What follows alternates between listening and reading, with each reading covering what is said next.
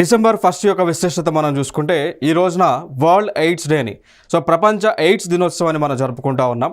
మరి ఈరోజు యొక్క ఇతివృత్తం మనం చూసుకుంటే లెట్ కమ్యూనిటీస్ లీడ్ అనేటువంటి ఇతివృత్తంతో సెలబ్రేట్ చేస్తూ ఉన్నాం. ఇది డిసెంబర్ 1 ప్రతి సంవత్సరం కూడా జరుపుతూ ఉన్నాం.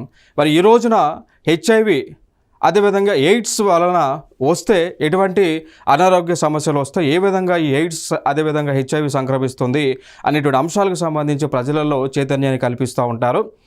ఎప్పుడైతే ఒక మనిషికి హెచ్ఐవి అనేటువంటి సంక్రమించినప్పుడు మనిషిలో ఉన్నటువంటి ఇమ్యూనిటీ సెల్స్ అనేటువంటివి డ్యామేజ్ అవ్వడం, వాటిని టీ హెల్పర్ సెల్స్ అని అంటారు, లేదా CD4 అనేటువంటి సెల్స్ అని అంటారు.